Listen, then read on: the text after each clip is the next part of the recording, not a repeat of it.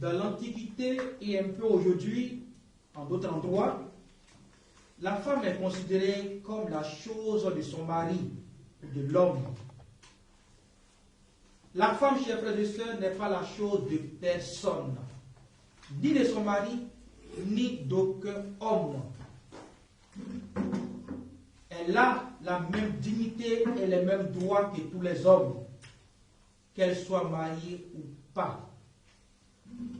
Parfois, j'entends les gens dire, la femme est une aide. Oui, je ne dirai pas le contraire, la femme est une aide. Mais pas seulement, l'homme aussi est une aide pour la femme. Autant la femme est une aide pour l'homme, autant l'homme est une aide pour la femme. Il y a une complémentarité. Il n'y a pas que l'homme qui a une ouverture à Dieu, nous l'avons entendu dans la première lecture. La femme, en plus de toutes ses qualités d'épouse et de mère, a aussi une ouverture de cœur devant Dieu et devant les pauvres. La qualité de la femme ne se mesure pas qu'à sa beauté, nous dit la lecture que nous avons écoutée, la première lecture. Car tout ce qui brille, chers frères et sœurs, nous le savons, n'est pas forcément de l'or.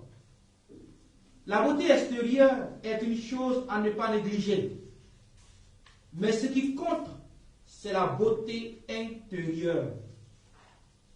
Car la beauté extérieure passe. Elle est éphémère. Mais la femme qui accorde une place à Dieu dans son cœur, qui ouvre son cœur à Dieu, a une grande valeur. Parce qu'elle ne travaille pas seulement dans son intérêt. Le poème que nous avons écouté, le livre des Proverbes, dit « Ses mains travaillent volontiers, on ne la force pas. Ses doigts s'ouvrent en faveur du pauvre, elle tend la main au malheureux. » C'est la femme dont le cœur est tourné à Dieu.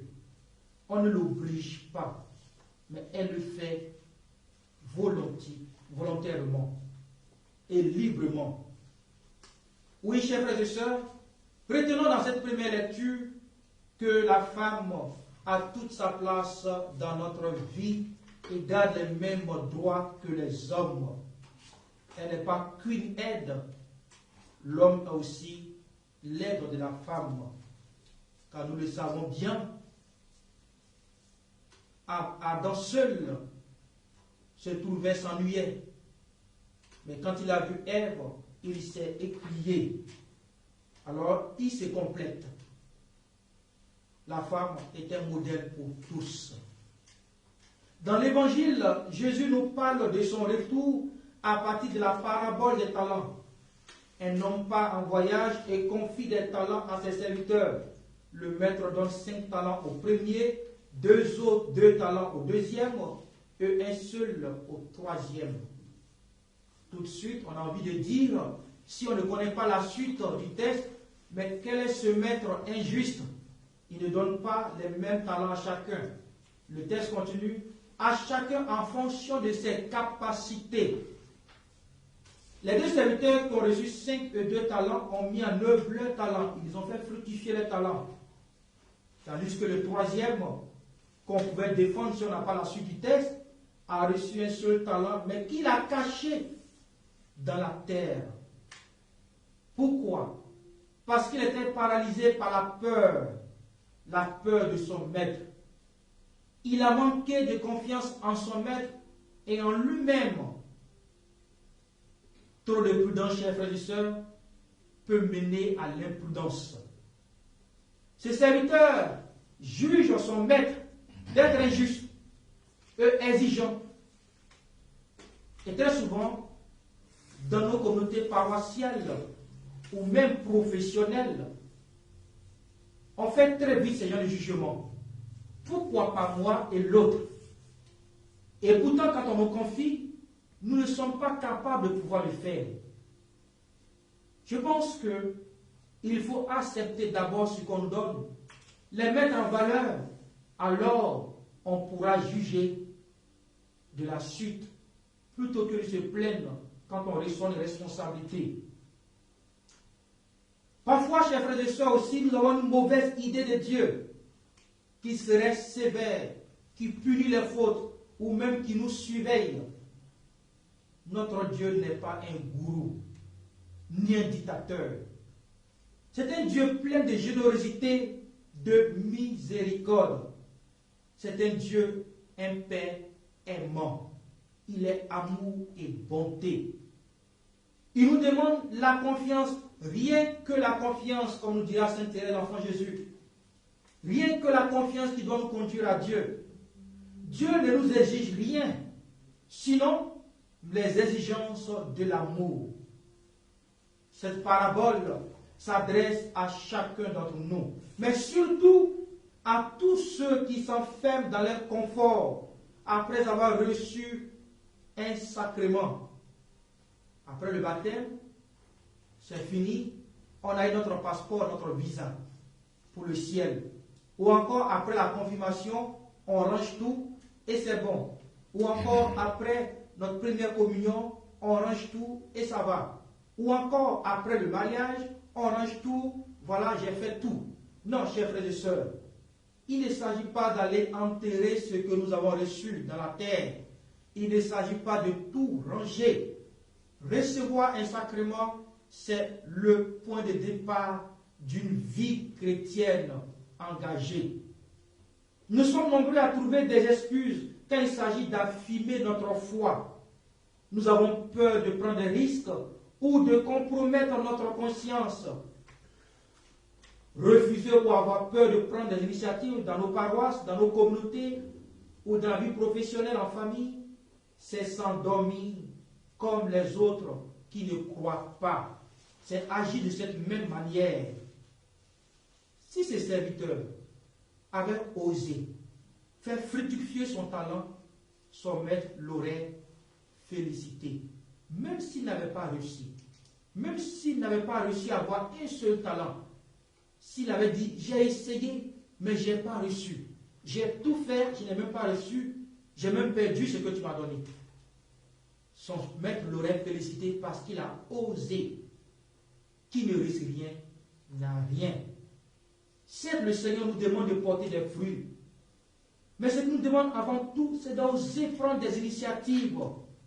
Le péché, chers frères et sœurs, c'est de garder pour soi-même le don de Dieu. Le don de Dieu, on ne le garde pas. Le don de Dieu, il se met à la disposition des autres. Le don de Dieu, il faut le faire fructifier. Dieu, qui se suffit de lui-même, ne s'est pas gardé lui-même. Il s'est donné à nous. Nous sommes appelés à notre tour à donner ce que nous avons reçu du Seigneur.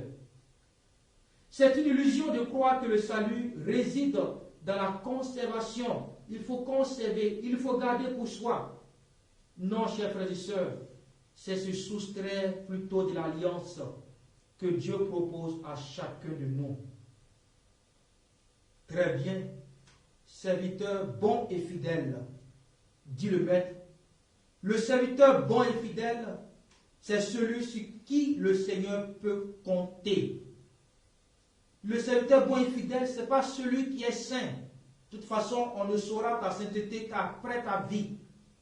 Le serviteur bon et fidèle, c'est celui qui prend des initiatives au nom de sa foi, au nom des sacrements qu'il a reçus, au nom de son baptême, de sa confirmation.